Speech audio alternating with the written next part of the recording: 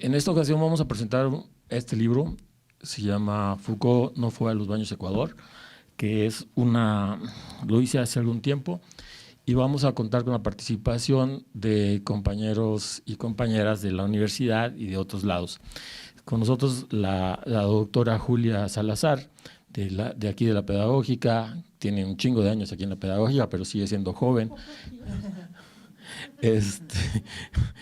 Trabaja cuestiones de enseñanza de la historia y es la responsable de la línea en la maestría. Está con nosotros también aquí el compañero Mauro Jarquín, que es politólogo de la UNAM y además articulista de la jornada en temas educativos y sobre todo de resistencias, que es el tema que vamos a ver ahora. Entonces, bien, pues voy a empezar con lo que se acostumbra, pues a dar las gracias a Roberto porque me invitó. Agradezco su invitación. Roberto y yo somos compañeros, hemos enfrentado aquí algunas luchas en la Universidad Pedagógica, e incluso tan luchas internas con tiempo nos dejamos de hablar y luego fuimos, el Face nos volvió a juntar y la invitación se hizo por Face. Entonces, de alguna manera las redes sociales también tienen un sentido, ¿no? Nos veíamos en los pasillos, nos saludábamos, pero la invitación llegó, la cual me dio mucho gusto y aquí estoy. Comenzaré con una de las interrogantes que me surgieron al ver el título del libro. Foucault no fue a los baños Ecuador. Me pregunté qué quería decir Roberto con ese título, qué pretendía mostrar, y conociéndolo a él, dije más bien qué quiere provocar. ¿Sí? Dije, porque es un título como que no le encontraba sentido. Yo de lo poco que sé de Foucault, de su vida sexual, es que sí le gustaba esa práctica de ir a los baños, pero en San Francisco. Y hasta dije, ay, tanta será mi ignorancia, ¿habrá venido Foucault a México? Y investigué y no. Entonces, pero ¿por qué? El título fue lo que primero anduvo girando en mi cabeza. Sin embargo, unos días antes de la presentación, se empezó a perfilar la respuesta. Pero no fui yo. No fue porque yo estuviera girando así como ardilla mi cerebro en torno a la pregunta, sino porque tuve visitas inesperadas en mi cubículo. De repente llegaban algunos colegas y así de forma muy casual me preguntaban sobre el libro, si me parecía bueno, si valía la pena asistir a la presentación, de qué hablaba el libro. Pero por supuesto estas preguntas estaban contextualizadas en aventarse largas peroratas sobre el movimiento gay, sobre los gays, sobre las lesbianas, sobre cómo se comportan, qué es ser lesbiana, qué es ser gay. Pero todo el mundo terminaba, las gentes que me fueron a visitar, 5 maestros, terminaban diciendo, yo no tengo nada contra el movimiento gay. Y yo dije, ahí fue donde empecé a ver, ahí fue donde me vino la clarividencia. Dije, ya sé lo que quería Roberto con ese título, ¿sí? Lo que quería era provocar. Sí, porque ¿por qué me fueron?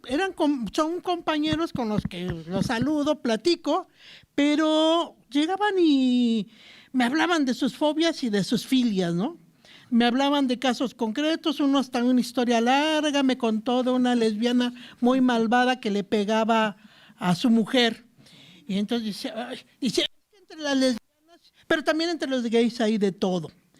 Entonces me pareció sintomático eso, donde yo tenía, de repente yo dije, bueno, ¿y por qué me vienen a contar todo esto? Yo creo que detrás de ello hay una situación de interés, le dejamos ahí, de interés por los académicos, compañeros que me buscaron. Así que con esas visitas, como les dije, tuve una revelación. El título en sí mismo era provocador y parecía un sinsentido, pero cobró sentido cuando me interrogaban sobre el libro y querían saber ¿Por qué Foucault no fue a los baños de Ecuador? En pocas palabras, el título los había inquietado, por decirlo menos. También quisiera hacer un comentario que me parece relevante, de cómo cada uno de ustedes puede tener el mismo libro y vamos a tener textos diferentes o interpretaciones diferentes del mismo, determinado por qué, por nuestras experiencias, vivencias o simplemente por el momento filosófico que estamos viendo. Yo pienso que si hubiera leído este libro hace 10, 15 años, me hubiera bronqueado con las posturas que tiene Roberto ahí. Me hubiera bronqueado porque me decían, no. O sea, estás desde una mirada nostálgica viendo un problema. Hoy, a lo mejor ahora sí que con los años, pues uno ya no es tan, en mi caso ya no soy tan provocadora, y me voy a quedar con algunos comentarios del texto, por supuesto, en los que no es que difiera, simplemente siento que le ganó el corazón más que podríamos llamarle objetividad, ¿sí? Le ganó más el corazón. Para mí el texto está dirigido para un público muy, muy específico. Está dirigido para esos activistas que en los 70 dejaron de ser maricones y jotos y pasaron a ser gay. O sea, yo sentí que era un diálogo hacia los activistas con los que él participó en esa época. Un diálogo en el que replica sus puntos de vista. Entonces, por eso les digo, hay cosas en las que algunas no me fueron tan claras, otras, pues no estoy de acuerdo, pero el texto sí tiene un público muy claro, muy dirigido, muy específico, y sí, yo digo, una clase media, esa clase media intelectual, que fueron de los primeros activistas, ya no recuerdo la verdad sus nombres, yo sí estaba muy chica para recordar, nada más me viene a la mente un clásico que era Covarrubias, porque ese sí lo conocí de manera personal, pero hoy les digo, el texto me da la impresión que está dirigido a este público, pero también a los jóvenes, a los que ahora ya se ubican más en la cultura de la diversidad, los jóvenes que hoy, por ejemplo, ya no se intimidan para besarse en las jardineras, los jóvenes en las jardineras universitarias, aclaro, ¿sí? Y que caminan de la mano en los centros comerciales. O sea, creo que este es el público al que está dirigido este libro. Es un libro, pues sí, complejo en unas partes. Yo quería encontrar muchos chismes y él mismo dijo, no les voy a dar chismes porque yo quería nombres, y no los daba, ¿no? Eso dije, bueno, pues para llenar mis anecdotarios hubiera sido muy útiles, pero no. Ya entrando de lleno a la estructura del libro, vemos que está dividido en dos partes, rupturas y fugas. Estas dos partes a su vez está compuesta por 4 artículos que son escritos en diferentes años. Y si hiciéramos el análisis así de los tiempos de producción del texto, más o menos calculo en 10 años, porque el primero que veo es el 2002 y el último es 2015, si no me equivoqué en las fechas. Momentos diferentes en la vida del autor, ¿sí? Vivencias, consignas, ¿sí? Ya no como el activista que fue en su época 25añera, más o menos, sino de una reflexión, pues con cierta mirada desesperanzada frente al movimiento, ¿no? Así yo percibo el libro. Me gusta, por ejemplo, que él utiliza las siglas GLBT, sí se me hacen más amigables que la otra, ¿no? ¿Cómo va? La otra LGTB y larguísima, que cada tiempo se le aumenta una letra más, porque se incluye la diversidad, ¿sí? Para comprender la lógica de su texto, fue esencial la introducción, porque en ella queda claramente establecido su mirada, ¿sí? Es un texto escrito en primera persona, en algunas partes, ya que teje sus experiencias con los diferentes momentos del movimiento, ¿sí? Esto es importante, o sea, no es una historia del movimiento, sino sus percepciones, sus experiencias acerca del movimiento. La primera parte nos muestra la mirada retrospectiva de un activista del movimiento homosexual de finales de los años 70 y los 80, que no sin cierta nostalgia nos narra los avatares de su vida en relación a él. Aunque él diga que no es nostálgico, a mí sí me sonó nostálgico. Él se veía a sí mismo y al movimiento como un ente radical que exigía los derechos de una comunidad que se estaba configurando y visibilizando. Una comunidad que si bien existía era como en las casas, ¿no? Todo el mundo sabía del tío gay, pero nadie lo decía. Una sociedad que no hablaba de lo gay, pero pues estaba presente en la cultura de la sociedad mexicana, ¿sí? Él, con una mirada retrospectiva, ve un movimiento que a pesar de ser contestatario y iconoclasta, no logra afianzarse, de acuerdo a su mirada, como un movimiento de larga data, que en el transcurso de diferentes tramos va perdiendo la fuerza contestataria hasta convertirse en un botín de las diferentes expresiones del poder, partidos políticos, ONG, etcétera. De acuerdo a su hipótesis, el movimiento perdió su centralidad. Yo a veces me he preguntado si es que la tuvo, porque se le institucionalizó rápidamente y sus demandas fueron arrebatadas por los partidos o por diferentes organizaciones. O sea, el movimiento es un movimiento que sí es, bueno, desde mi mirada es un movimiento espontáneo, pero que rápidamente ese capitalismo voraz empieza a ver cómo hacerlo parte del juego del consumo, ¿no? Bien nos lo dice él, esos activistas radicales hoy tienen sus centros de turismo rosa, o el más radical, me acuerdo mucho de un activista, Luis González de Alba, que era muy radicaloso en sus conferencias, pero muy machista en su vida personal, y si uno lee sus novelas, era un super macho, ¿no? Cuando uno va leyendo sus novelas, entonces dice, no, la verdad es ya, lo voy a decir como lo pensaba cuando leía sus novelas, qué hueva, ¿no? De estar viendo a un personaje que se concibe a sí mismo. Bueno, pues esos eran los que eran parte del movimiento gay, ¿sí? Él forma el primer lugar, y así como más de clase media, donde la gente bonita podía ir sin problemas, sin miedos, pero la gente bonita, hombres, las mujeres tenían prohibida la entrada si no me acuerdo se llamaba el taller, ¿verdad? El taller, centro, ¿no?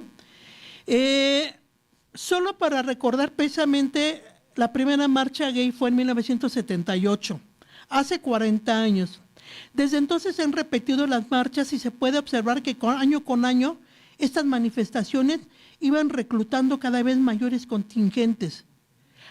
Sin embargo, al tiempo que estos contingentes crecían y se hacía más compleja la interacción de sus integrantes, las demandas se iban diluyendo. O sea, es un proceso interesante del movimiento. Me acuerdo que una vez nos encontramos en las banquetas de Avenida Juárez, sí, ¿verdad? Y ahí estábamos. Y una de las cosas que observábamos era que el movimiento ya no tenía demandas. Eso que sería hace como 10 años, más o menos. Ya no había demandas, había por la festividad, lo gay, ¿no? Si vemos de dónde viene la palabra gay, es así como gente de ambiente, ¿no? Entonces las fiestas, y esa vez me acuerdo que Roberto me decía, es que ya no están las demandas, ya no está, ya son movimientos comerciales, que mira todas las, ¿cómo se llaman estos carros que transportaban? Son carros de antros. O sea, ¿dónde está? ¿Por qué está el movimiento aquí presente? ¿Por qué seguimos, incluso, por qué seguimos viniendo? ¿Por qué venimos a ver estas marchas? De repente yo decía, no, sí tienen la razón, pero ya siguiendo caminando en la calle, veía a la gente cómo veía el movimiento. Y yo dije, bueno, esta es la razón de ser del movimiento, su visibilidad. Me acuerdo que una señora le decía, una niña como de 10 años le preguntó a su mamá, mamá, ¿por qué van encuerados? Porque en las marchas de ahí va mucha gente encuerada, pero totalmente encuerada, ¿no? Y la señora le dijo, pues porque son gay. Y la niña le dijo, ¿los gays se encueran? Pues sí, le dice la mamá. Y entonces me quedé pensando en esa respuesta tan sencilla, pero la señora no estaba espantada, ni la niña. O sea, simplemente eran preguntas normales, diciendo así. Y eso dije, bueno, finalmente la marcha tiene un sentido a pesar de que haya perdido ese sentido contestatario del que hace alusión Roberto en los años cuando se inician los frentes de liberación. Así las marchas de orgullo gay que se celebraban en la década de los 80 se gritaban consignas muy específicas, consignas que pedían reconocimiento social, las cuales se fueron diluyendo hasta convertirse en actos festivos y comerciales. Como dije, hoy veo que desde mi punto de vista eso no es malo. Lo malo es que eso se convierta como el único objetivo de las marchas, ¿sí? O sea, que la marcha sea festiva, que sea como un carnaval, porque así parece un carnaval la marcha. Para mí no es malo, es finalmente que las marchas en los últimos tiempos, creo que la del año pasado sí tenía unas demandas muy concretas, pero años atrás como que las demandas se fueron perdiendo. Pero yo me preguntaba al leer el texto de Roberto, ¿por qué el movimiento gay tenía que ser diferente a los otros movimientos sociales que emergieron en la década de los 70? Los electricistas, los universitarios, ¿sí? Me acuerdo las marchas en ese tiempo, por ejemplo, el Suter gritando, Suter, apaga la luz. O pasábamos enfrente de un hotel de lujo ahí en Reforma y decíamos, este hotel va a ser hospital. O sea, muy, muy contestatarios, y muchas consignas que ahorita, bueno, no se me vienen a la mente, pero de repente en esos momentos cuando yo marchaba en estos movimientos sociales, pensaba que sí iban a ser cambios, transformaciones radicales. ¿Y qué veo hoy? Y a lo mejor ahí coincido con Roberto, que estos movimientos que parecían que iban a ser transformadores, hoy desde mi mirada también, y aquí soy muy particular, han sido acallados con la lógica perversa de la racionalidad y racionalidad del capitalismo, mediante los bonos, becas de productividad, el trabajo individualizado o las ONG que han subordinado las demandas sociales a acciones de gobierno, o la participación económica de los sindicatos. Ya ven que hoy, por ejemplo, la CFE al sindicato le da el 2% de los contratos que logra de empresas privadas. Entonces, de alguna manera, esta combatividad fue restada. Los universitarios, pues, nos quitaron la combatividad totalmente con las becas. Antes luchábamos por el aumento salarial parejo y las becas se convirtieron en nuestra peor perversión. Y bueno, no tan solo que se demuestre en lo económico, sino en la vida cotidiana en la universidad. Antes los maestros nos preocupábamos un poco más por los estudiantes. Hoy nos preocupamos por sacar un mejor nivel de beca y el artículo me da más puntos, me da los mismos puntos que una clase. Entonces, por eso digo que es una lógica perversa. Y entonces yo me preguntaba, ¿por qué el movimiento tuvo que ser el gay? Y el movimiento gay pues se correspondió al momento de la movilización social que estábamos viendo. De repente emergen de forma bárbara, diciendo, incluso el propio movimiento campesino, que fue el que en donde me tocó participar más, y hoy nada. Pero sin embargo yo pienso, y sin embargo se mueve. Ahí están presentes los campesinos luchando. Sí, abrimos el periódico y encontramos su lucha, ¿no? Pero igual los movimientos, el movimiento gay también está, si quieren, subterráneo, pero ahí está. Ya no lo veo, sí, efectivamente, ya no lo veo como antes. Por ello es que el planteamiento medular que encontramos en los diferentes artículos de este texto, y eso es lo que me gustó del texto, y si alguien me preguntara por qué hay que leer este texto, lo sintetizo en esta parte. El planteamiento medular que encontramos en los diferentes artículos de este texto es que la mejor forma de resistir a los discursos dominantes es el denunciar sus estrategias, ya que los discursos pueden desarticularse y funcionar satisfactoriamente, incluso contraviniéndose a sí mismos para apuntalar acciones consecuentes. Él señala de lo que se trata, sí, esto lo cito a él, se trata de generar nuevos instrumentos de lucha, de articular otras demandas, de imaginar nuevas disposiciones, nuevos deseos, nuevos agenciamientos, no de llamar a la contrición.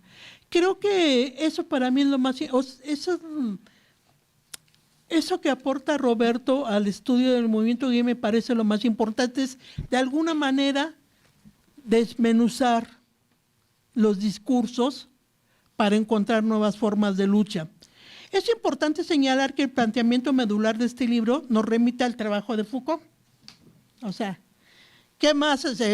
Hay otro libro de él que habla sobre la problematización y que, por cierto, ocupo mucho en mis clases porque hay una propuesta que se ha construido en torno a la enseñanza de la historia, que es la problematización, y una parte de Robert, la parte de introductoria de ese libro, que ahorita se me olvida el nombre, Robert, el taller de Foucault, ¿no?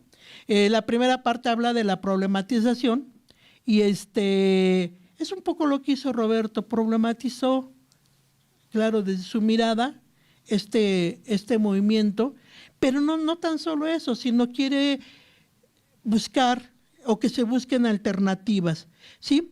Es importante señalar que el planteamiento medular de este libro nos remite al trabajo de Foucault, donde en la historia de la locura devela las estrategias discursivas del poder. Para Foucault la locura no existe como esencia, sino que es concebida en relación con la razón que la comprende. La relación establecida en el binarismo razón-locura o heterosexualidad-homosexual marca la distinción entre un adentro y afuera, reafirmando el modelo hegemónico. Por ello Foucault dice, la locura en efecto es un subproducto de los procesos que formaron la razón moderna. Y tal vez ya si nos vamos al artículo que se titula de la misma manera con el libro, tal vez ahí está la razón. Foucault en un primer momento yo no sé, les digo, desconozco mucho de la vida personal, pero alguna vez leí que cuando le preguntaron si él era homosexual, dijo, yo no me defino por mi sexualidad. ¿Sí? Y ahora voy a tomar a chascarrillo esto, ahora le diría un filósofo mexicano, Juan Gabriel, pero lo que se ve no se nota, lo que se ve no se juzga, algo así. Bueno, pero un filósofo, filósofo Juan Gabriel, pero bueno, le digo a manera de broma, y él decía que precisamente tengo la sensación, porque digo, aquí no soy especialista en Foucault, de que él no apoyó el movimiento homosexual en sus primeras etapas. Me parece ya es en su última etapa en un texto que habla sobre el deseo y que el deseo y la muerte, o sea, en algún momento de mi vida leí que él buscaba los placeres casi al límite de la muerte. Yo creo que por eso le gustaban mucho los baños, ir a los baños ahí en San Francisco. Bueno, bajo esta lógica, Roberto teje sus argumentos en torno al movimiento de liberación a lo que aspiraban los gays y las lesbianas. Y dice él en su texto, cito, la liberación es un complejo de estrategias, un conjunto táctico orientado por un modo particular de la lucha que ha configurado otros campos de poder, formando sus propias reglas de institucionalización y de normalización. En pocas palabras, un conjunto de estrategias que ha modificado el régimen de gobierno de la homosexualidad. ¿Sí? O sea, me parece como ahí me quedó claro un poco porque él se pregunta en un momento del texto, ¿por qué los movimientos de liberación homosexual no siguieron, digamos, los planteamientos de Foucault? De repente yo me pregunté, ¿por qué lo tendrían que haber seguido, no? Pero bueno, Roberto se pregunta eso y ahí encuentro su argumento. Sin embargo, considero que este camino de liberación del movimiento gay era necesario. O sea, yo la verdad no estoy en contra de que haya sido un movimiento que tenía como su eje el reconocimiento social y la liberación. Yo me quedaba pensando en miles y miles de historias de gays y lesbianas asesinados. Dije, pues yo creo que con el reconocimiento para muchos de ellos hubiera sido suficiente. Sin embargo, considero que este camino de liberación del movimiento gay era necesario caminarlo. Tal vez el objetivo de ese momento era visibilizar a los homosexuales y lesbianas y más adelante, ¿por qué no normalizar? Y aquí hablamos de la normalidad, su presencia.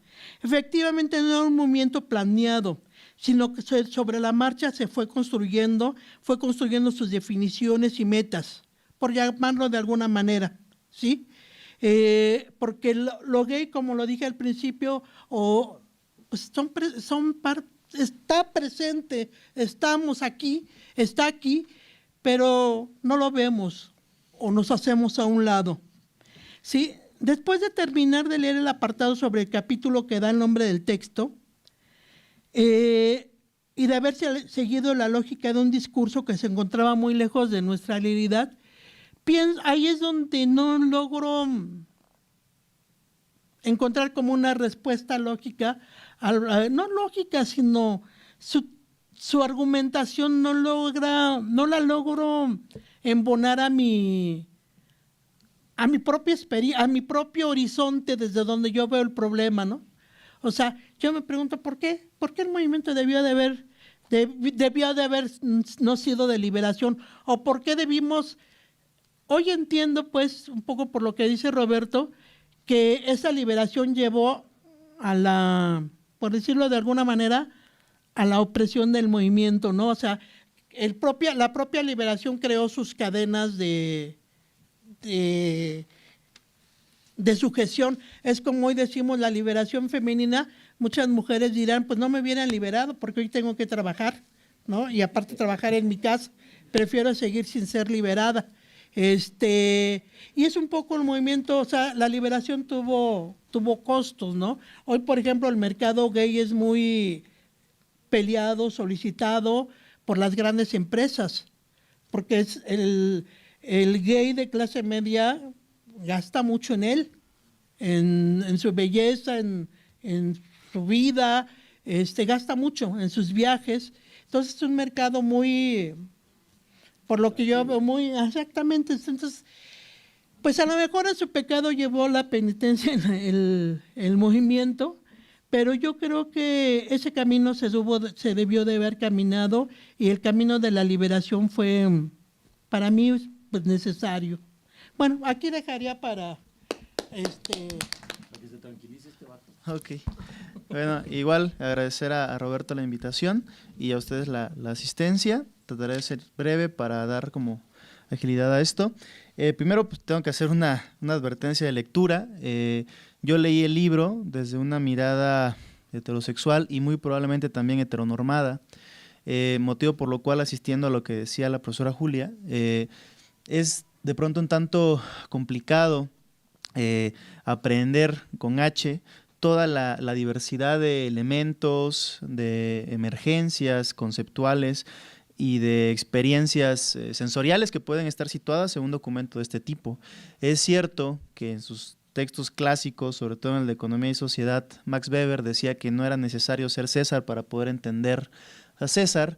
La verdad es que pues, a pesar del desarrollo de metodologías, de análisis en la sociología, en la ciencia política académica y de criterios de medición, etcétera, etcétera, cuando hablamos de sociedad es bastante complicado poder decir que conocemos un fenómeno cuando no hay una experiencia sensorial. Y mucho menos cuando hablamos de un fenómeno que prácticamente se sustenta en experiencia sensorial, en emociones, en contradicciones, en deseos, en pulsiones, en represiones, porque estamos hablando de un proceso social que ha sido objeto de la generación de dispositivos de control, que ha sido objeto de la valorización del mercado, que ha sido objeto de un sinfín de sueños y por lo tanto pues es prácticamente un conjunto de emociones que puede llegar a estallar en algún momento a pesar de que aparentemente sea muy estable, ¿no? Entonces, esa lectura que yo hago es, digamos, una lectura un tanto outsider, ¿no? O sea, desde fuera lo estoy analizando, lo estoy viendo, y creo que puede tener ciertas limitaciones. Sin embargo, el texto es como tan abierto que la verdad permite saber muchas de las cuestiones que el autor aborda, pese a que no haya una continuidad histórica entre el vínculo, digamos, entre el libro y lo que uno lee. Bueno, en función de eso, pues diré, la profesora ya mencionó cómo se divide el libro. El libro básicamente es un compendio articulado de intervenciones, porque no tienen como tal una lógica intrínseca, son intervenciones que Roberto hizo en distintos años, pero también al parecer con distintas racionalidades, con distintos fines. Algunos apartados son un tanto más sistemáticos y teóricos, como incluso el apartado que lleva por nombre Elogio del Mayate, es interesantísimo, es un apartado que a pesar de su título para mí es el más teórico y el más denso en ese sentido. Hay algunos que son mucho más digamos de primera persona, que es cómo ha vivido Roberto pues el desarrollo del movimiento de la diversidad o de lo que ahora se conoce como el movimiento de la diversidad sexual en nuestro país, pero si juntamos todas estas intervenciones, rabietas, llamadas de atención que hace Roberto, pues tenemos un texto que tiene como objetivo analizar de forma crítica el devenir del movimiento de las disidencias sexuales en nuestro país, ¿no? Ahora, es interesante porque también cuando leemos el libro y lo volvemos a discutir, bien podría ser una película hecha por el CUEC, ¿no? O sea, tiene muchas cosas interesantes entre las experiencias, los lugares, las palabras que utiliza. De verdad es una película del CUEC, ¿no? Deberías de pensar que se produjera. Y lo digo de verdad, con todas las letras, porque en términos concretos y recuperando los conceptos que suele usar Roberto, muy asociados a lo pos, por cierto, el texto es un grito de alerta enmudecido ante el estridente tufo reaccionario que como larva se ha enquistado en el movimiento de la diversidad y su discurso, lo cual es un efecto de su subsunción real al biocapitalismo posmoderno, ¿no? Utilizando los conceptos de Roberto, para mí eso es el libro, es un grito de alarma que pues parece quedarse sin voz porque la estridencia reaccionaria del mercado o la estridencia reaccionaria que el mercado ha construido en función de un movimiento que originalmente era de liberación, pero que ahorita parece más bien de contención del reconocimiento formal, quiere decir, ojo acá, no es esto por lo que luchamos, ¿no? Sin embargo, a pesar de ese enmudecimiento, pues hay una potencia crítica fundamental que se expresa en un fragmento del libro que a mí me encantó y fue ahí donde pensé que podría ser una película editada por el CUEC, porque narra Roberto que en una de las ocasiones en las cuales ha asistido a las marchas o carnavales, ¿no? Dependiendo del foco que se le dé, pues aprecia que algunos asistentes estaban haciendo alusión a las chachas, a las gatas, a los gatos, a los prietos, a los nacos, y Roberto de forma muy melancólica e indignada se acerca y les dice, no hicimos un movimiento para que un grupo de desclasados y cínicas reprodujeran todos los códigos burgueses y heteronormados. Esto, en cuanto lo leí, fue como una película tal vez de Woody Allen, ¿no? Con música de Sidney Bechet y decir, aquí hay mucha melancolía. Es un libro donde hay mucha melancolía, donde está atravesada la melancolía por algo que, pues la melancolía se refiere a algo que podía ser, ¿no? Algo que podía ser y que al final no fue por algún motivo. Y pareciera que esa melancolía es el motor que prende el análisis de Roberto. Sin embargo, dentro de esa melancolía hay distintas problematizaciones que creo que incluso exceden el estricto tema del libro y el estricto tema del proceso de liberación sexual, empezando por el propio concepto de liberación, ¿no? O sea, a lo largo del texto, Roberto se pregunta, pues, ¿qué es la liberación? O sea, ¿qué entendimos por liberación, ¿no? ¿Cómo podemos entenderla? Liberarnos con respecto a qué y liberarnos para qué, ¿no? O sea, ¿qué fue la liberación sexual? Las feministas radicales en los años 60, Shulamit Firestone y compañía, dirían en su momento, palabras más, palabras menos, algo así como que la liberación sexual en lo que había provocado es que había generado mayor oferta en el mercado de cuerpos de mujeres del patriarcado, ¿no? O sea que esta supuesta liberación de decir, la mujer, yo puedo decir con quién acostarme, que antes no podía, ¿no? Pero realmente lo que había terminado por hacer era nutrir al patriarcado, porque esa sobreoferta de cuerpos, el efecto que había tenido era una mínima responsabilidad socioafectiva por parte de quienes intervenían en ese proceso de socialización. Entonces, ¿qué entendemos nosotros por liberación en este sentido? Podrían entenderse muchas cosas. Por un lado, tal vez liberarse de bueno, mejor sería pregunta, ¿no? Librarse de los comentarios machistas o conservadores en las calles, pues evidentemente no. O sea, recuerdo de las primeras veces que mis padres vinieron a visitarme a la Ciudad de México, ellos viven en Oaxaca, íbamos caminando en la Alameda y estaban besándose una pareja de chicos o de chicas y mi madre me decía, ay, mira Mauro, ¿no? Y yo así, ¿qué quieres que vean, no? O sea, y después, ay, mira, ¿no? Ay, y se besan, ay, y se abrazan. Y era muy incómodo, pues yo iba con ellos, lo que hacía era separarme, ¿no? Poco después, sí, o sea, porque ahora a quien le daba pena era a mí, o sea, ir con ellos, ¿no? Y pues en varias ocasiones discutí con ellos y les dije, bueno, y si yo fuera homosexual, ¿cuál sería el problema? Si trajera a mi novio, ¿cuál sería el problema? Que ya mis papás que yo era homosexual como por 2 años, porque además siempre les decía lo mismo y solo conocían amigos míos, ¿no? Hasta que poco a poco, pues como que fueron, no sé si cachando de qué trataba esto o diciendo, bueno, pues también Mauro es gay, ¿no? No lo sé. El punto es que, ¿qué tipo de liberación? O sea, liberación de los comentarios evidentemente no la hay. Liberación de los cánones estrictos de algo que menciona aquí Roberto en el inicio de la familia, la propiedad privada y el Estado, con todo el honor que Engels merece. No, tampoco, ¿no? Liberación con respecto a el estigma de ciertos padecimientos padecimientos somáticos que se asocian a prácticas sexuales diversas, como el VIH, no, el estigma sigue, ¿no? ¿A qué tipo de liberación, ¿no? Y eso nos lleva pues a los siguientes dos problemas, ¿no?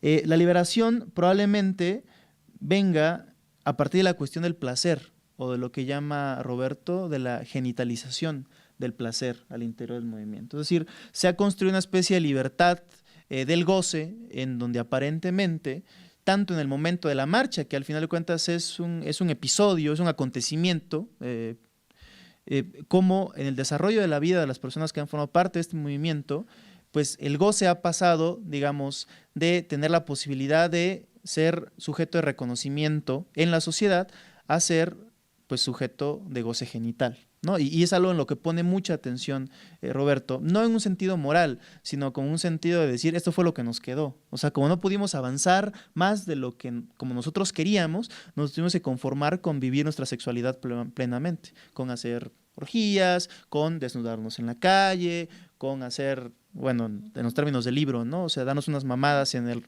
qué sé yo, en el elevador, ¿no? O sea, pero ¿hasta dónde? ¿Hasta dónde esta genitalización del placer y el goce ha sido efectivamente un elemento de liberación y no pues un premio de consolación para algo que no pudo ser, ¿no? Es como otro sentido.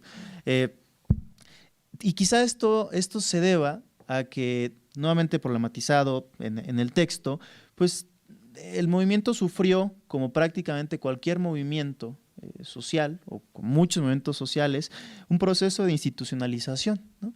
Que en el caso de el desarrollo del movimiento de la diversidad sexual, desde la óptica de Roberto, fue acompañado también por un proceso de derechización. Derechización quizá entendido como el hecho de no ir más allá, como el hecho de conservar lo que se ha logrado, bajo el entendido de que eso es lo que nosotros requerimos para ser felices o para incluso poder avanzar posteriormente. Es decir, tener que conservar la igualdad formal y la igualdad ficticia para posteriormente poder criticar esa igualdad. Y esa igualdad pues vino asociada también con todo un cuerpo institucional en donde los partidos políticos oportunistas de siempre pues hicieron suyas agendas políticas que podían salir redituables, ¿no? Ya fuera en su momento el PRD, ahorita Morena, mañana quién sabe cuál partido sea, pero agendas que en última instancia pues, lo que generan son clientelas, o lo que buscan generar son clientelas electorales, pero que no acuden directamente al problema. Sí vamos a abrir la posibilidad de que cualquiera se case.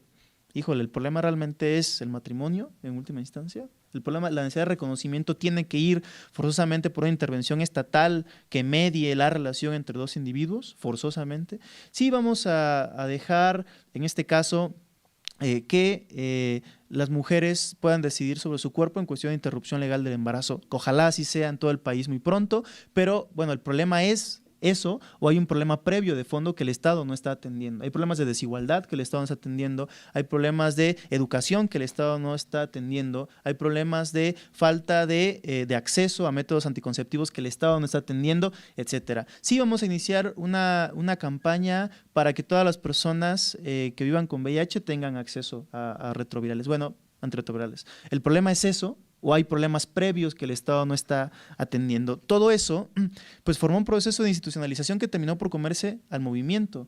Eso aunado también, y lo menciono aunque no dice nombres, a que ciertos liderazgos del movimiento consideraron en algún momento mucho más viable para intereses personales pues poder sumarse al aparato estatal, poder incluirse a algún proyecto político, poder generar políticas públicas, crear lobbies.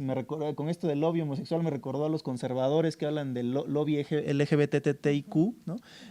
Crear lobbies, crear fundaciones, crear ONGs, solicitar financiamiento del gobierno, etcétera, etcétera, para impulsar una agenda limitada que hasta donde entiendo en lo que menciona Roberto en el libro, poco tenía que ver con el movimiento original, que básicamente era no únicamente liberarnos como homosexuales, como lesbianas, sino liberar la sociedad, liberarla del capital, liberarla del Estado, liberarla de la moral judeocristiana, liberarla de todo aquello que constriñera los procesos de socialidad. Y yo creo que tal vez ahí radica digamos, la duda de por qué Foucault no entró al movimiento, ¿no? En cierto sentido, en la tradición intelectual del siglo XX francesa, pues, ¿quién más que Foucault habló de liberarse de todas las ataduras, ¿no? Habló de liberarse del capitalismo, habló de liberarse del socialismo burocrático, habló de liberarse del Estado, habló de liberarse de la moral, habló de liberarse de todo, de todas las estructuras que constriñeran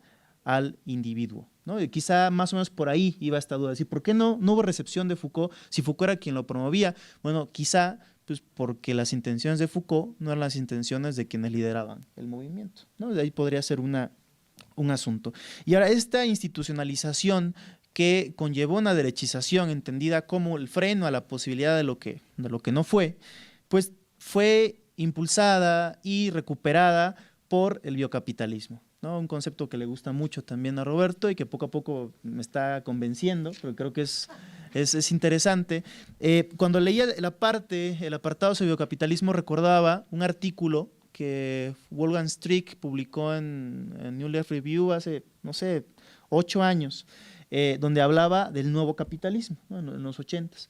Strick decía que básicamente lo que había salvado al capitalismo de la crisis del 73, 77, pues había sido el hecho de entender que los obreros, bueno, que la clase trabajadora ya no quería más de lo mismo, sino quería algo distinto, ¿no? Decía entonces, para 1977, todo obrero, claro, en los países desarrollados, pues ya tenía en su casa un refrigerador, tenía una estufa, tenía aparatos de durabilidad media, ¿no?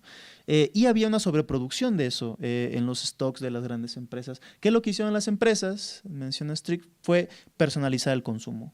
Es decir, construir ahora, pues, no sé, sí, pintar una estufa de color verde para quien piensa en el medio ambiente, ¿no? Pintar un refrigerador de color rojo porque ahí hay comida comunista, qué sé yo, cualquier cosa, ¿no? De ese tipo. Y eso fue lo que ayudó a que todo ese stock que se mantenía, que no había podido ser realizado en los mercados, saliera.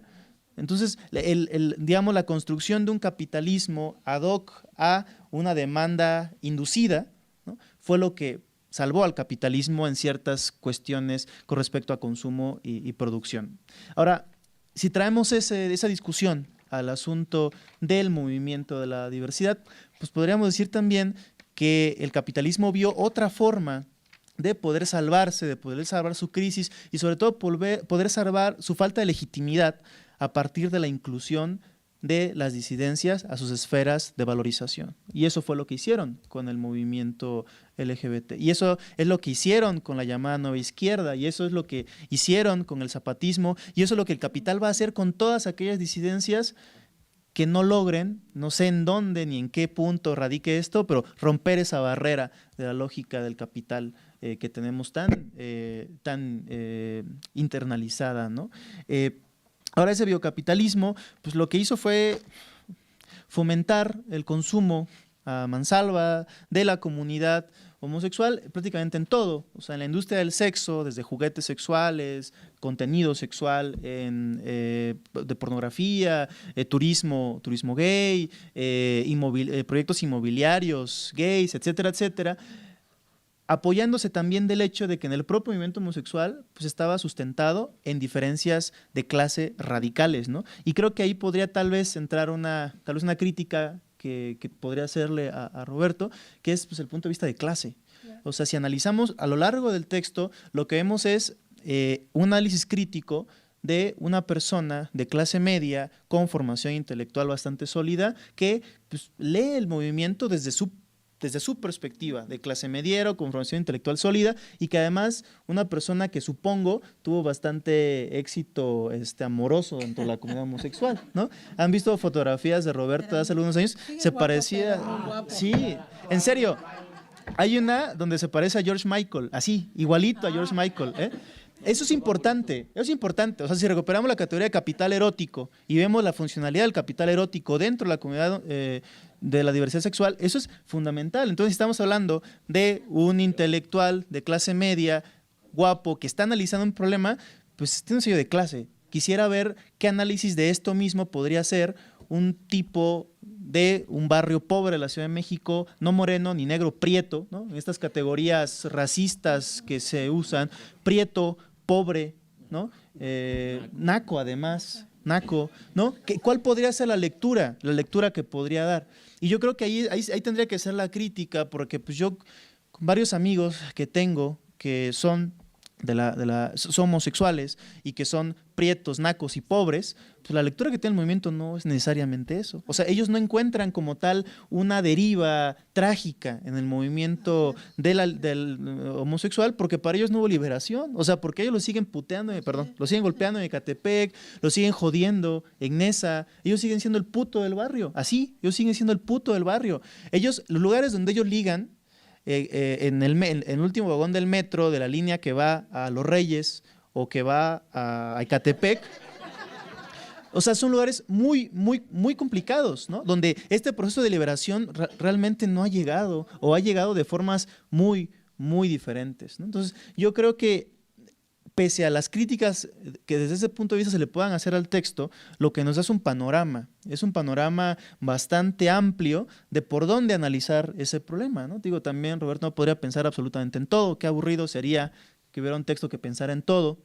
Quisiera ver tal vez un texto o leer un texto o construir un texto posteriormente desde otro punto de vista de clase, que para mí es muy importante, porque creo que cuando no contemplamos estas disidencias periféricas, que son periféricas tanto en lo simbólico como en lo material, como en sus implicaciones institucionales incluso, pues estamos dejando de lado pues el hecho de que lo que llamamos liberación es liberación para unos, para unas, para unes, utilizando la jerga de Roberto en el libro, pero para otros, para otras, para otros, pues sencillamente no es así. E incluso lo deja ver Roberto, dice no hay una marcha, o sea, en un mismo, sí, un mismo flujo de personas hay muchas marchas, en un mismo movimiento hay muchos movimientos.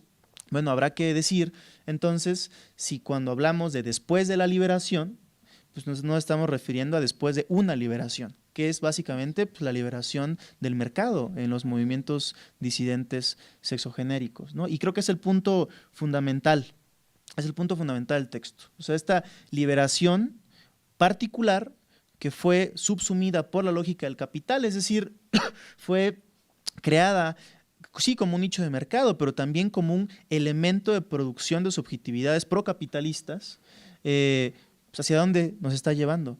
Pero ahora, si encontramos que en esa liberación particular ya hubo una subsunción del capital, pues hay que ir a las otras liberaciones posibles. Hay que ir a los barrios, hay que ir con los nacos, prietos, feos y pobres, para poder ver desde dónde se puede construir esa liberación. Y estamos discutiendo ahorita esto, pero podemos discutir también, que es algo que también trabaja Roberto, ¿no? Cuestiones de la política del magisterio. O sea, podemos ir realmente a los varios magisterios que componen lo que llamamos magisterio nacional y ver hasta dónde estas posibilidades de organización no están limitadas a determinados sectores magisteriales.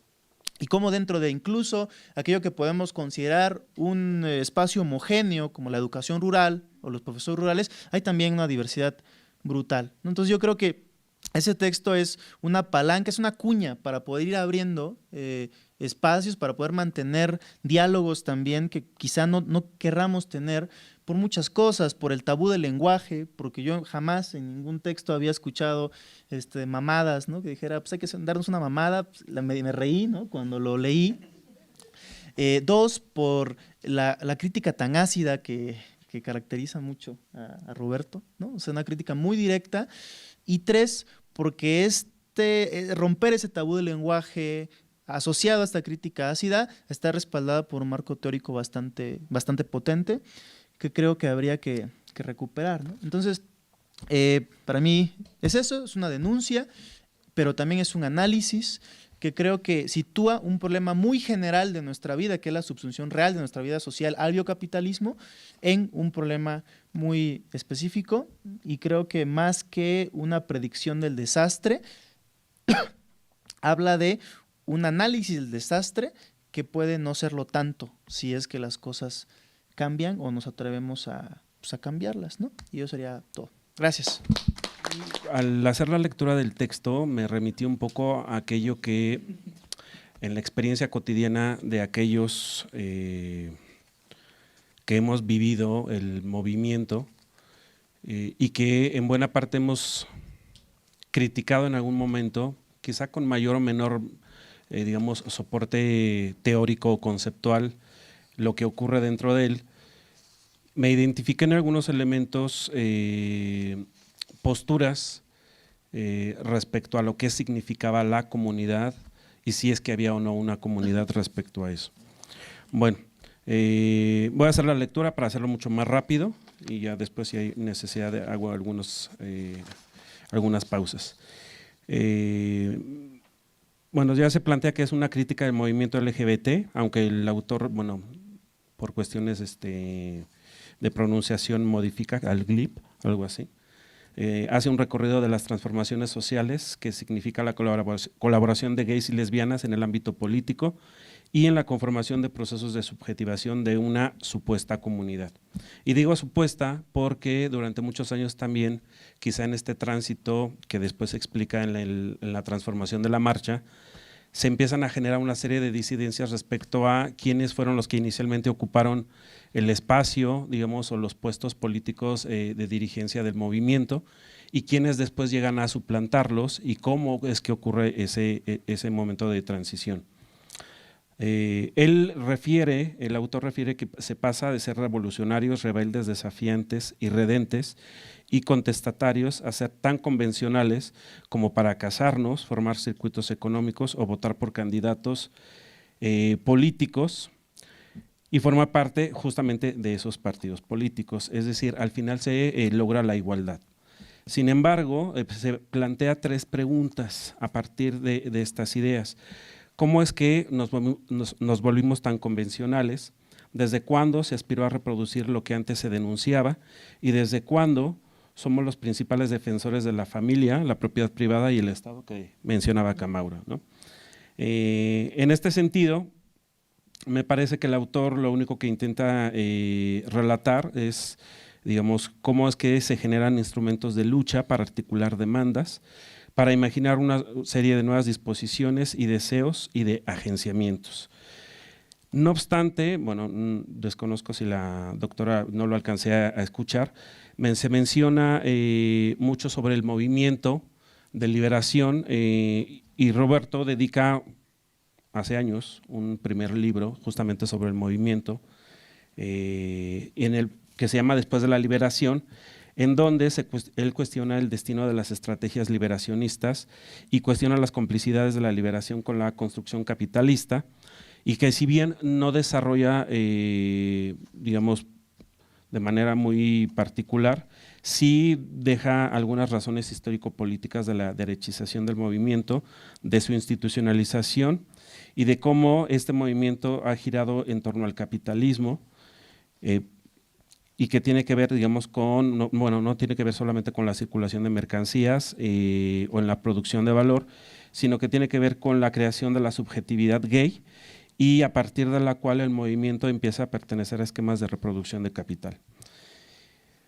Ya se dijo también que el libro, digamos, plantea 2 grandes capítulos, que son las rupturas, en donde aborda la historia de la marcha y se reconoce que no hay una sola, sino que muchas representan, digamos, distintas posibilidades, distintas subjetividades, aunque al parecer solo sea una. Desarrolla o por lo menos describe las diferencias entre unas y otras como estrategias para captar las transformaciones en los modos de la vida lésbico-gay en México, y cómo es que entonces se pasa de la marcha del orgullo lésbico homosexual a principios de los 80s hasta mediados de los 90s para pasar a la marcha de la diversidad y llegar a lo que actualmente se conoce como la marcha LGBT o del orgullo, o incluso lo que él menciona con alusión al Lo Parade, ¿no? Que sería como el Gay Parade de México. La primera menciona que es una marcha con una lucha política en donde sí existe una serie de demandas, sujetos y estrategias que tienen como objetivo la lucha contra la represión por las libertades individuales, contra las formas de opresión. La segunda, el perfil político y solidario se fue desvaneciendo y cambiaron los modos de organización y los discursos políticos. Y desde finales de los 90 ya no existía la marcha del orgullo, sino la marcha de la diversidad, después de la disolución de los grupos iniciales y la debilidad de los subsecuentes. Luego el nombre y con él los asistentes, más tarde las fechas, horarios y los objetivos cuando aparecen el gobierno y los patrocinadores. Y entonces ya se empezaba a visualizar, por lo menos en el horizonte, que el movimiento o la marcha o la comunidad, y siempre lo va a poner entre comillas, este cuestionamiento en donde quienes van a la marcha son parte de quienes no van, que a veces también hay una crítica respecto a eso, y quienes hemos vivido, yo tiene muchos años que no voy a la marcha, porque considero que hay una serie de rollos ahí que no corresponden por lo menos con la primera idea política y que se ha dejado de lado justamente el perfil político del movimiento.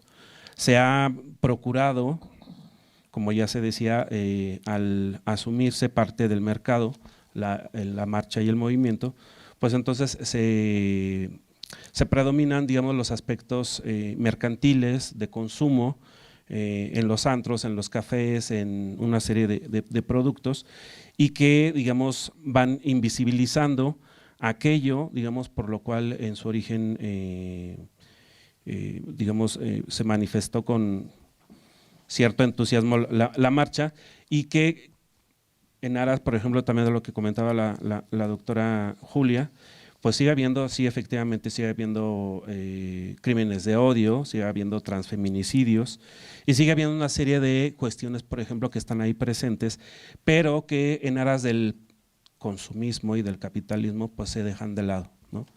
Y si bien Roberto tampoco, digamos, profundiza en ese tipo de situaciones, bueno, que tampoco es su intención en el libro, únicamente, digamos, hacer como estas miradas. Él menciona también que para hablar del movimiento se debe señalar como un movimiento con débiles y múltiples formas de organización precarias y diferenciadas, sin instituciones, con demandas heterogéneas y sin planes de acción. Más que una red, las asociaciones y grupos se forman en y con el movimiento, pero no lo representan y menos aún lo totalizan o lo unifican. Se utiliza la visibilidad como una estrategia para salir del closet individual y de los zócalos profundos de lo social, porque el discurso lésbico homosexual es rescatado de los anales médicos, criminalísticos o psicológicos por parte de los sujetos oprimidos. Y entonces, al ya no ser, digamos, catalogados como enfermos, pues entonces ahora tenemos que ocuparnos en otra cosa, ¿no? Entonces ahora nos vamos a ocupar en divertirnos, en viajar, en disfrutar de nuestros derechos ya ganados, ¿no? Ahora bien, ser vistos y oídos para ser nosotros mismos, es decir, pasamos de lo visible a lo enunciable para sellar la interioridad del sujeto, o mejor, las estrategias de visibilidad y enunciación para devenir técnicas de sujeción. Roberto lo menciona como sujeción a una política determinada y sujeción del deseo y el placer en una o un individuo. La liberación, que es, digamos, como un término permanente a lo largo del libro, lo plantea Roberto como una estrategia político-discursiva, como un conjunto de tácticas, técnicas, saberes y formas de subjetivación que se produjeron el movimiento lésbico gay desde los años 70 y que ha permitido generar recursos para vivir de ella y en ella.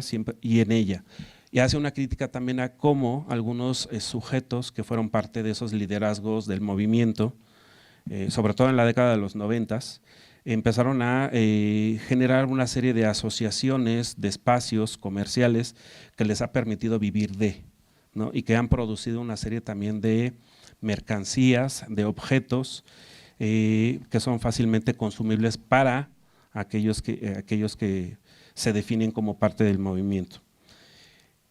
No obstante, Roberto señala que eso siempre sucede con los movimientos emancipadores, que al final todas se corrompen.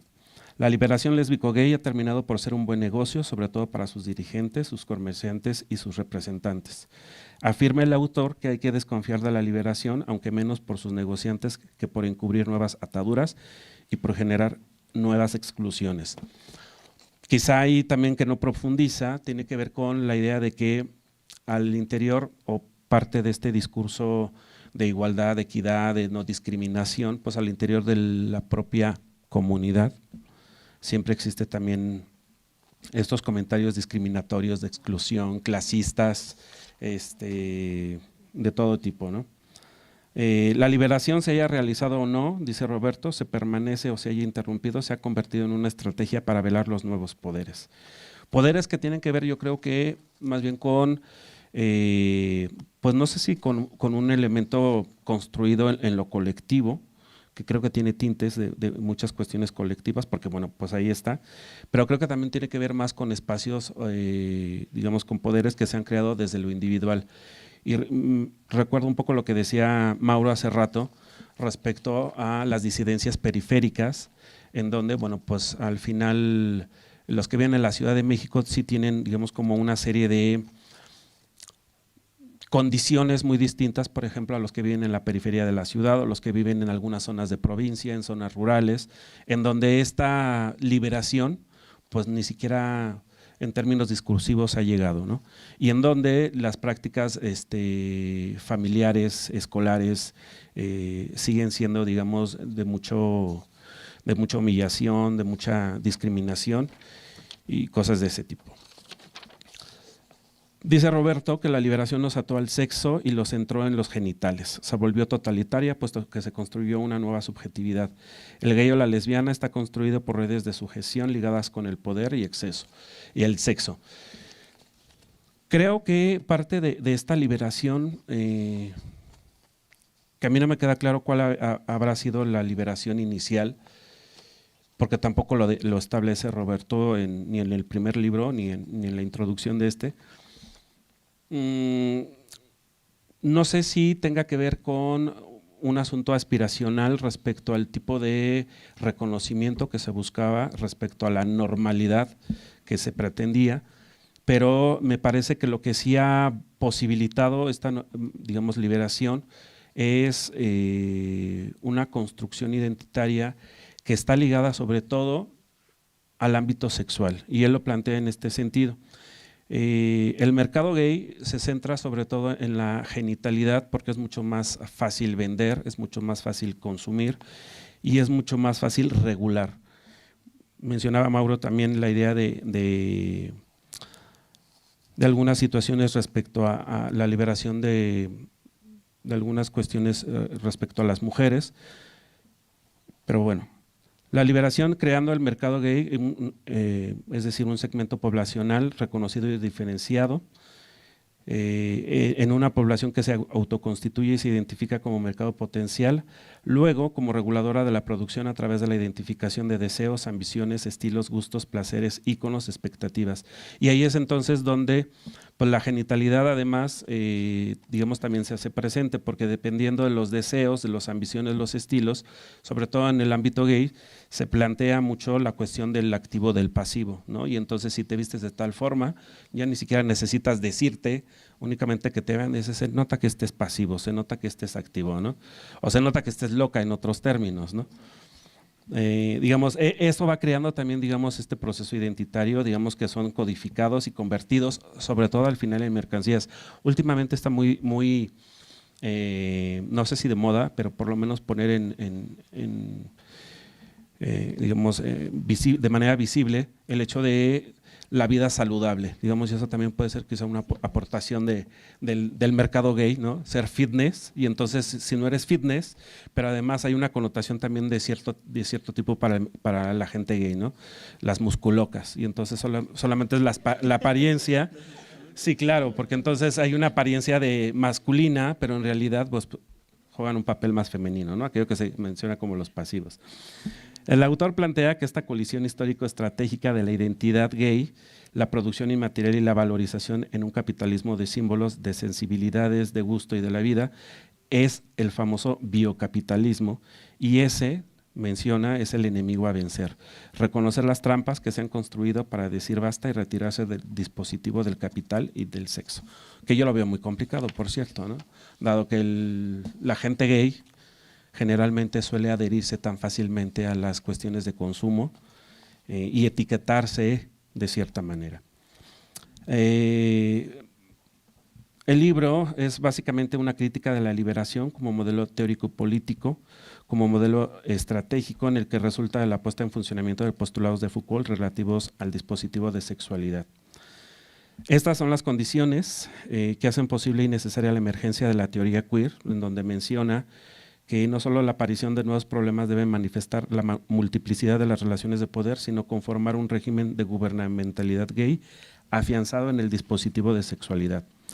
Yo sí voy a recuperar un poco lo que mencionaba Mauro respecto al elogio del mayate como digamos, el apartado más rico a nivel teórico, porque desarrolla un modelo que me pareció muy interesante, que dice que no solo tiene repercusiones subjetivas para el gay, sino para el hombre, que juega con escapatorias identitarias y situacionales. Y él plantea un modelo de 8 principios. 1. La dicotomía de los roles sexuales, el activo y el pasivo. La equiparación con el modelo heterosexual. La estratificación sexual y social de los participantes. La rigidez en los comportamientos, en donde habla de una fijación del deseo, la irreversibilidad de los roles, como la determinación invariable, la focalización del deseo sexual, la centralidad genital, la expulsión de la intimidad en la sexualización del placer y la intermitencia de los contactos en la circulación del deseo. Para ello, él establece 3 formas de, digamos, de juego, en donde el mayate únicamente, digamos, hace un juego con el acto, con el placer y con el deseo, en donde estos están presentes en 3 tipos de relaciones: el mayate, la amistad erótica y la relación gay. En el mayate es importante inicialmente el acto, la obtención del placer, y se subsume el deseo, es decir, es solamente momentáneo. En la amistad erótica, en donde por ahí hablamos de los amigos con derechos, lo importante es el placer, el acto en sí mismo y al final puede estar presente el deseo. Y en la relación gay está presente el deseo en primer término, el placer y al final, digamos, como componente complementario está el acto. En este sentido, la moderna experiencia de la homosexualidad es el resultado de una ecuación histórico-política en donde la identidad entre el deseo y sujeto es la base de los discursos y las experiencias cotidianas y políticas de la sexualidad. Me parece que desde esta, digamos, lectura que yo hago al interior a diferencia de Mauro, sí me quedo un poco con la idea de hay elementos que no se critican o que no, digamos, se consideran respecto a cómo es que, digamos, se van construyendo una serie de elementos que posibilitan el ejercicio crítico del movimiento y en donde quienes en ocasiones, cuando han sido cercanos al propio movimiento, pues han sido excluidos, han sido, digamos, violentados también por los propios integrantes del movimiento y que eso, digamos, podría explicar en buena medida también cómo es que se dieron esas transformaciones del movimiento durante estos 3 momentos importantes que menciona, me refiero particularmente a la marcha. Y por último, cómo estas demandas que pueden ser codificadas en distintos dispositivos, digamos, pueden estar ejerciendo un papel importante. Roberto lo menciona en algún momento que siempre existe una posibilidad de centrarse en las cuestiones binarias. Ahora es muy común hablar de los cis y de lo trans, ¿no? Digamos, y pareciera ser que lo trans, digamos, puede ser un recurso, no sé si teórico, crítico o metodológico, que permita darle un impulso particular, no sé si digamos, determinante a la crítica que se pueda realizar al movimiento. Y en ese sentido, digamos, me encuentro un poco con la idea de reivindicar una práctica, digamos, singular que tiene que ver con la posibilidad de que cada uno de nosotros identifiquemos cómo nos podemos liberar de, más allá de la cuestión de género, de la cuestión de orientación sexual, de la cuestión de clase, que también sería importante recuperar esta idea que planteaba Mauro. Estaba pensando en la idea de cómo poder recuperar una construcción teórica, que sería complicado, de alguien, por ejemplo, pobre, prieto, naco, sin estudios, respecto a este movimiento que para él probablemente pueda significar como una escapatoria de esos ámbitos, por ejemplo, de violencia, de exclusión, de discriminación, desde el ámbito familiar y obviamente atravesado por todos los otros ámbitos de la vida cotidiana. Bueno, gracias. Pues muchas gracias al estrés, al estrés, y yo solamente prometo no tardarme 40 minutos como la última vez. No. Muy sencillo, varias cositas. Uno, ¿por qué presentar un libro así en un doctorado en política de los procesos socioeducativos? La respuesta tiene que ver con las líneas de generación de conocimiento del doctorado. Nosotros en el doctorado, que es un doctorado en política, tenemos una distinción, no seguimos el enfoque de las políticas públicas, que es el enfoque dominante en el análisis de la política referida a la educación. Lo que nosotros seguimos es otra vertiente que trata de la constitución histórico-política de los procesos socioeducativos. Es decir, ponemos atención, antes de la política hay una cosa que se llama lo político. Es decir, cómo se configuran los problemas políticos y se interviene sobre ellos y después se gestionan, se manejan, etc. Es una vertiente. Después, por lo tanto, hay que desarrollar modelos y formas de análisis un poquito distintas. ¿Qué se convierte en un problema de política educativa? Es como la tarea que nos dedicamos nosotros fundamentalmente. De ahí que, por ejemplo, cuando decimos hay un problema de violencia escolar, nosotros decimos el problema se puede trabajar desde la gestión de la violencia escolar y hay un chingo de programas y de formas de ver, desde Escuela Segura hasta Conócete, etcétera, muchas formas. Pero eso es después de la pregunta inicial. Esas son respuestas a una pregunta. ¿Cuál fue la pregunta? cómo se constituyó la violencia escolar como un problema de política. Entonces, hay cosas que llegan y hay cosas que no llegan a la política educativa. Una de ellas tiene que ver con todos estos temas medio raros. Estos temas medio raros que no llegan a la escuela, que no se configuran como políticas, pero que están ahí. Entonces están un poco invisibilizados, están un poco, se gestionan a partir de la costumbre, se gestionan a partir de los conocimientos o más del desconocimiento y de los prejuicios. Ahorita tenemos un problema enorme del bullying homofóbico, pero también tenemos el otro problema enorme de los suicidios en las escuelas. Entonces, lo que nosotros decimos es, vamos acercándonos a vamos viendo otro tipo de problemas. Esto es un poco como lo de Cuarón, para seguir la dinámica de propuesta aquí por Mauro. Cuando Cuarón recibe el Oscar, dice, es que los artistas tenemos que ver lo que no se ve normalmente. A mí me gusta mucho esa expresión, me gustó muchísimo, porque los investigadores tendríamos que hacer exactamente lo mismo, ver lo que no quiere ver incluso la política, es decir, el Estado, es decir, los empresarios, es decir, los maestros y sus poderes que los tienen hasta dentro de, no solamente de la cabeza, sino del cuerpo y del corazón. Entonces, esa es una cuestión para nosotros importante. Por lo tanto, el tema es la problematización. ¿Cómo problematizamos? La problematización es el origen no solamente de las tesis, sino sobre todo de las formas de gestión y también de la creación de las instituciones, pero también de los saberes, también de los conceptos. Para nosotros esto es un punto central, problematizar. Y luego, la otra línea de generación de conocimiento es, cuando decimos la política, pareciera ser que siempre estamos hablando del Estado. Aquí Foucault es absolutamente fundamental y hay una frasecita que yo no me cansaré de repetir nunca, y es como en la historia de la sexualidad, en el primer tomo, hay una parte que Foucault dice, en el análisis político todavía no se le ha cortado la cabeza al rey, es decir, todavía seguimos allá por 1789. ¿Sí?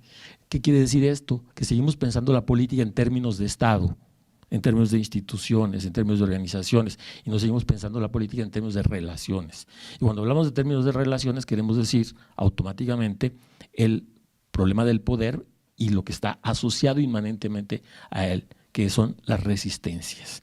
Por eso en el doctorado tenemos las dos vías, la vía de la constitución histórico-política de los procesos socioeducativos, pero también la vía de los movimientos sociales. Entonces, aquí da origen, o da, mejor dicho, lugar a una cantidad enorme de posibilidades de intervención y posibilidades de análisis, ¿no? Y también, consecuentemente, desarrollos teóricos, metodológicos, etcétera. Entonces, una de las cosas que Mauro decía hace también un ratito es cómo esto se asocia a formas de pensar distintas. Y nosotros lo que decimos aquí, en el caso del magisterio, es, bueno, es que hablamos del magisterio en general, pero lo que nunca decimos es que la misma constitución del magisterio es una constitución del poder y que está atravesado por muchas formas de sujeción.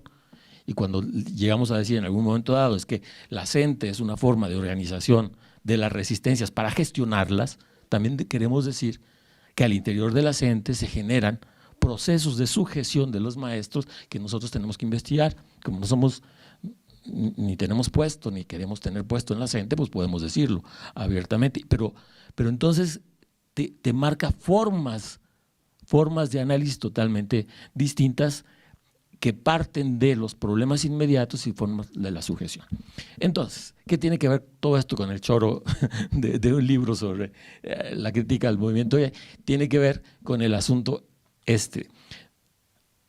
de una provocación que en la Red Mexicana de Estudios de Movimientos Sociales, que el doctorado está muy metido en esta Red Mexicana de Estudios de Movimientos Sociales, que es una red creada por investigadores, activistas, organizaciones, etcétera, para estudiar los movimientos sociales no intervenir sobre ellos, pero sí pensarlos con ellos y ellas y ellas.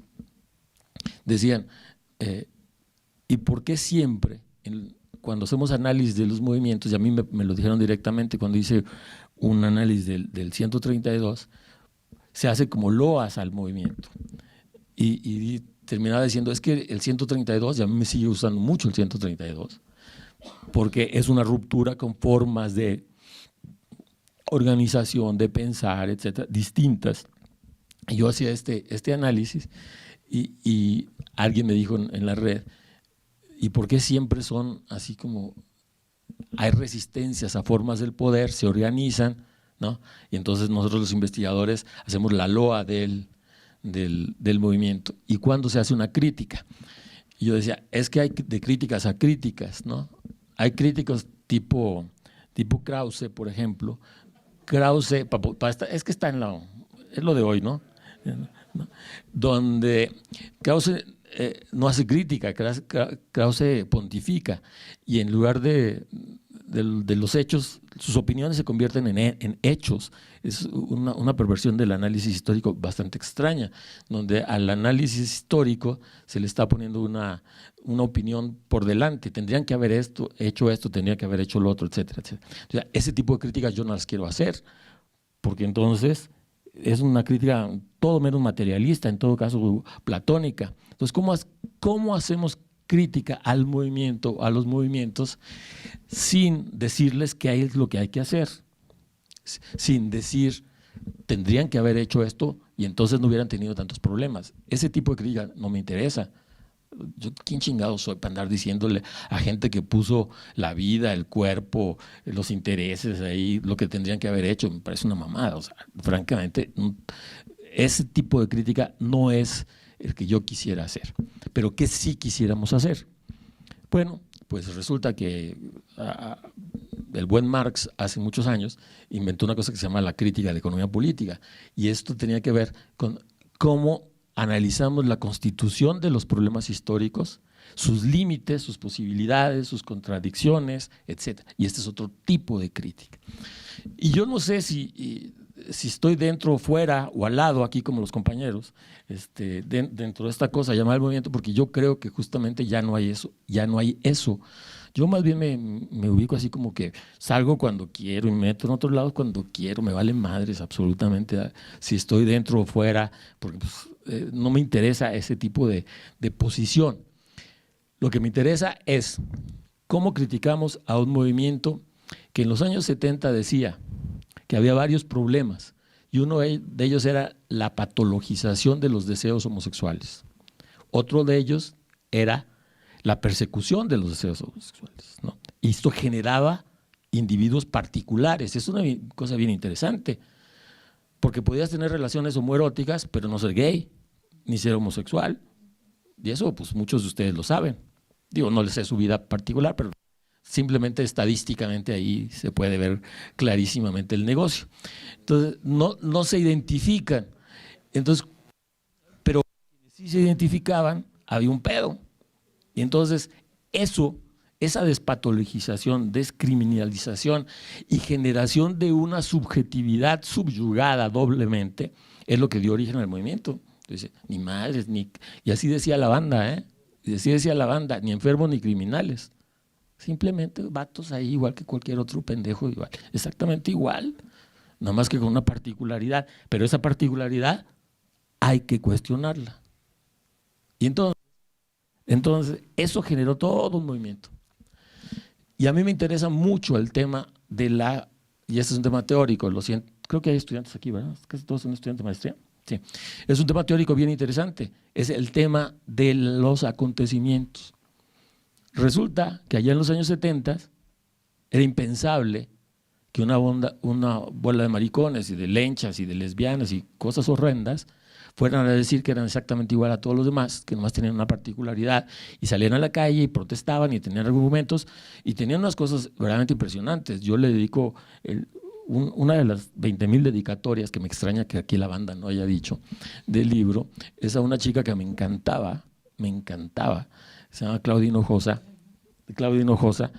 una mujer bellísima, pero además una chica de una cualidad moral e intelectual formidable. La primera vez que una lesbiana sale en televisión con Ricardo Rocha y se echa todo un choro. O sea, tú veías a gente así y decías, ¿qué pedo? O sea, no es ni la nefasta ni igual. Y ibas a jugar fútbol y había equipos de fútbol integrados por gays. Y entonces decías, ¿qué pedo? Entonces, esto hizo posible una liberación de muchas cosas, no solamente de las costumbres, no solamente de los individuos, sino de las familias y de la relación. Esto es algo que en el doctorado estudiamos mucho. Es una vertiente que se llama los efectos, tiene diferentes nombres, pero en este caso son como las repercusiones pedagógicas de los movimientos sociales. Pedagógicamente, ¿qué nos enseña un movimiento que tiene estas características? Pero si eso se generó en los años 70 y 80 como un acontecimiento, ¿hasta dónde llegó el acontecimiento? Y hasta dónde, esto es bien interesante porque teóricamente un acontecimiento dice, se genera, pero tiene muchas vertientes, por lo que les decía antes, de la gestión y todo este tipo de cosas. Tiene una vertiente que se va por un lado, otra vertiente que se va por otro lado, y esas son decisiones inmediatas, eso tiene que estudiarse, eso no tiene que asumirse como que así tiene que ser para toda la vida. Tiene que estudiarse en qué momento se fue por un lado, en qué momento se fue por otro lado. Es como el 68, y este libro le debe mucho a un artículo de Deleuze y Guattari que se llama el 68 no tuvo lugar. No es que no haya habido el 68, es que el 68 fue un acontecimiento que generó muchas posibilidades, muchas cosas que tendríamos o que podríamos haber seguido, pero no seguimos. No quiere decir que si los hubiéramos seguido hubiéramos sido felices, solamente quiere decir que ahí estaban. Así esto, exactamente igual. Resulta que había gente que luchaba contra estas formas de opresión particular a este tipo de sujetos particulares, pero en la lucha se generaban otro tipo de sujetos y otro tipo de resistencias. Y entonces en los 70s era impensable que en el año 2000, yo relato ahí en el libro, cómo me iba a llegar a la casa una invitación para una boda de lesbianas, pero una boda que en todo lo alto, es decir, que era fifí, exactamente, una boda fifí, que tenía su mesa de regalos ahí en Liverpool, es decir, y los papás lo hacían y las mamás lo hacían, y luego que el dirigente del PRD, dijera, no el dirigente del PRD, sino de la sección de la diversidad en el PRD, anduviera con su esposo y hijito, así igualito que las fotos de sus papás ahí, en su casa ahí, los dos vestidos de negro y el niñito y el pastel de alá. No mamen, o sea, tanto pinche pedo para terminar casados. O sea, y todas las formas de opresión y todas las formas de subjetividad y todas las formas de repetición de los mismos. Yo decía, aquí hay un problema y tenemos que investigarlo. Los compañeros ya les han dicho más o menos de qué se trata, yo no voy a ahondar, son problemas teóricos bien interesantes que aquí en la PEDA desgraciadamente no vemos, toda esta cuestión del biocapitalismo, las formas de valorización del capital, las formas de repercusiones pedagógicas de los movimientos sociales, etcétera. No las vemos, tenemos que verlas porque si no estamos muy atrasados de la discusión. Pero me interesaba nada más aquí responderle a esta bandita una cuestión. En todo el libro tiene así como, es como panqueos marmoleados, ¿no? Son de varios colores y tienen diferentes texturas y tienen diferentes formas. Es un libro más que teórico, es un libro, yo me lo imagino así como una suerte de ladrillo que les mando a la banda Glip, y digo, pinches culeros, miren en lo que terminamos, ¿no? Esta es una posibilidad de lectura y está ahí. Y por eso Julia me decía cada rato, es que hay una suerte así como de nostalgia. No, hombre, si éramos bien chidos. Yo fui a 2 o 3 marchas ahí más o menos militantes, pero pues nosotros éramos de la banda que creía que íbamos a pelearnos con la policía, porque te peleabas a putazos con la policía. Entonces llevabas una bandera, pero la bandera era así, por si había que agarrarse a putazos. O sea, así era, ¿no? Y entonces, ahora ya van en un carro alegórico con unos tipos así, musculocas bien chidos. Yo digo, de una cosa a otra pasó algo, ¿no? Pasó algo. Y modo que no pasó. ¿Qué pasó? Yo digo que tiene que ver con los procesos de derechización, pero eso podemos discutirlo, eso no me interesa en este momento. Pero da lugar a esa posibilidad de lectura que es así, chin, dejamos de ser tan revolucionarios como éramos antes. Sí, tiene esa vertiente la tiene. Yo me cuidé, lo traté de decir 20,000 veces de que no era así como, ay, la nostalgia, no. Pero se puede leer así, quien lo quiera ver así. Lo que a mí me interesa es la otra parte. No solamente la explicación de cómo se volvieron derechairas de toda esta banda, sino también cómo en este mundo, por eso la segunda parte del libro se llama Fugas, frente a todo esto que estábamos viendo, que podría ser la narrativa del desastre, el editor así me lo dijo, ¿eh? Si es un libro desesperanzador es este. Después de eso ya nadie lo va a comprar, chingados. Pero yo les decía, no, la segunda parte se llama Fugas, es decir, cómo en este mundo empiezan a percibirse cosas distintas. Y eso es lo que podemos llamar los brotes atópicos. O sea, no son lugares comunes. El lugar común es el otro. Somos invisibles. Sí, no mames, güey, ¿cuándo chingados vas a ser invisible? Si vas ahí encuerado mostrando vergüenzas, o sea, ¿qué invisibles vas a hacer? O sea, no vengan con esas cosas. A mí eso de la invisibilidad no me lo cuenten, ¿no? ¿Cómo en ese mundo empieza a haber cosas distintas? Y tenemos que registrar cuáles son las cosas distintas. Y a mí me parece bien interesante cómo hay jóvenes, ¿no? Muy jóvenes, de muchas tradiciones muy distintas, que ya no tienen que ver con mi época, marxistas, leninistas y cosas de esas, sino hay jóvenes que se la están rifando por hacer otro tipo de política, otro tipo de subjetividad. Eso me interesa muchísimo. Y tiene que ver con una cosa que se llama la emergencia de la teoría queer, donde ya les vale madre las identidades, para ponérselas barato a la gente que no está muy acostumbrada a esto, donde decir eres gay, eres lesbiana, eres bisexual, etc., es una forma, una respuesta del poder a ciertos desafíos. Entonces, cuando eso se critica, entonces dices tú, ya hay pedos distintos, ¿no? Y cuando viene todo el mundo trans, y entonces resulta que ahora puede haber una lesbiana que se vuelva hombre para volverse gay, es decir, imagínense nomás, resulta que una trans mujer que volvió hombre pero era para ser gay, es decir, es una cosa rarísima. Y hay cosas rarísimas como estas. Entonces uno dice, eso era impensable en los años 70, ahora ya está surgiendo, pero no es una cosa de chiste nada más, es una creación subjetiva distinta que está enfrentándose a modos de subjetividad y a modos de sujeción, ¿sí?, que tenemos que empezar a ver. Imagínense eso, las repercusiones que tiene la escuela y para el currículum y lo que enseñamos y los valores y todo esto, y son enormes, pero tendremos que verlas. Y este libro por eso tendría este otro nivel aquí que la bandita así como que dejó de lado, pero tenía que ver también con esta emergencia de cosas distintas. Y yo le dedico a varios compañeros, por ejemplo, hay una dedicatoria a mis amigos, los anarcoqueers, porque son así, anarcoqueers, imagínense nomás, o a unas compañeras que se denominan lesboterroristas, porque desterritorializan la práctica de lesbianas, ¿no?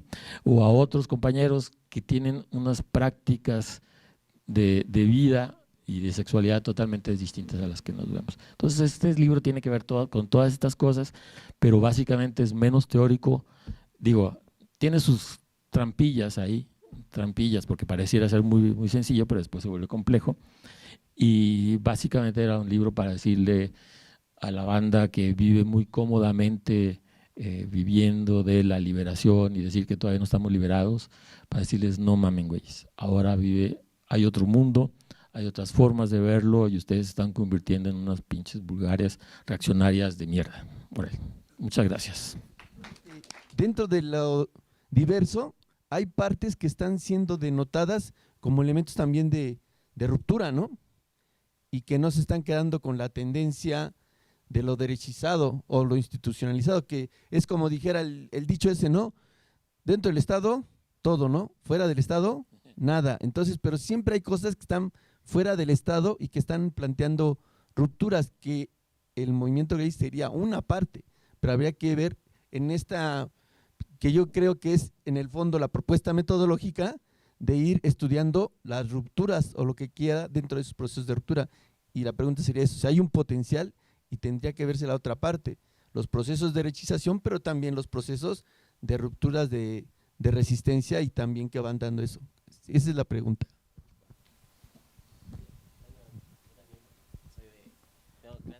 Venía como muy entusiasmado por el nombre. Foucault no fue a los baños de Ecuador, porque pensaba en esta análisis que en algún momento hizo Didier Eribon, y cuando entrevista a Foucault, que él decía Foucault, es que el problema no es de que nosotros seamos felices, sino que la gente nos vea y que somos felices, ¿no? Entonces pensaba por ahí en ese sentido que era como un destrampe ficcional a lo mejor de Foucault. Pero ahora ya que veo que no va por ahí, me queda como algunas dudas y algunos enojos en cuanto a decir que el movimiento se dispersó por el VIH, ¿no? Eso fue a nivel mundial. Entonces muchos de los grupos de activismo se dispersaron por eso, porque se empezaron a morir, ¿no? Entonces, y también es paradójico, no sé, que hace 50 años las locas, que poco se mencionó aquí, de las chicas trans, fueron las que iniciaron la revuelta, ¿no? Y fueron las que estuvieron ahí más combativas. Y al día de hoy creo que el tema trans es el que va a dar la vuelta, ¿no? Es el que está dando la vuelta, porque es de las muchas personas, identidades que están siendo combativas y están siendo, no voy a usar la palabra empoderada, pero están articulándose de una manera diferente y están siendo las activistas que están velando por sus derechos y por su seguridad, ¿no? Que están rompiendo lugares y paradigmas, ¿no? Hay muchas pocas que ya están reconociéndose en la identidad de género, ¿no? Y que sigue habiendo crímenes. Hace poco han habido, igual en la UNAM hace poco en el congreso, un congreso que hubo, igual estaba planteando esto, ¿no? Las chicas trans que llegan a la cárcel, ¿no? Que llegan y que tienen VIH, ¿no? Entonces están relegados y están relegados. Jesús decía un poco sobre las sexualidades periferias de la clase, el racismo, de la educación y también de los cuerpos con VIH, ¿no? Entonces también creo que por ahí los movimientos tendríamos, o yo igual como homosexual, tendríamos que rearticular todos los discursos para seguir siendo visibles y encontrar una liberación, pero que esa liberación pues nos proteja, ¿no? En el sentido social, médico, institucional, porque a lo mejor no vamos a poder nunca romper la institución, ¿no? Pero sí aprovecharnos de ella para hacer un consenso comunitario. Gracias. ¿Ya más? Ya no. Okay. Sí, la primera parte es justamente la segunda parte del libro. La primera pregunta es cómo tratar de hacer una suerte de cartografía, ¿no? De la emergencia de nuevas posibilidades que rompan con esta derechización, pero también estas subjetividades mercantiles, estas subjetividades que reproducen prácticas, saberes, formas anteriores, ¿sí? Sí, yo creo que tiene que ver con un concepto que ahora me enteré que no lo inventé yo, soy un inútil, pero es el asunto de la multitud queer. La multitud es un concepto teórico que aquí a la banda de la maestría le necesitarían trabajar, tendríamos que verlo con mucho detalle, es un concepto teóricamente muy rico, ya sé que a Mauro no le va a gustar, pero implica constitución de comunes, pero desde la diferencia, para poderlo poner rápido. Y lo queer es esto que les contaba hace ratito de cómo hay una ruptura con un cuestionamiento de las identidades, que la política de la identidad es uno de los vectores de la liberación, ¿no? Entonces sí hay eso, me interesa mucho trabajar eso. Lo otro, compañero, creo que hay que revisar, yo tengo mucha esperanza de que los jóvenes hagan un recuento del movimiento desde otros lugares y con otras preguntas. Hay gente que dice lo que tú acabas de decir, que el movimiento se acabó por el VIH, ¿no? Eso no es cierto. O sea, históricamente no es cierto. Esa es una construcción. Se ha repetido y se ha repetido y se ha repetido y se ha repetido. Muchas gracias a todas, a todos y a todas.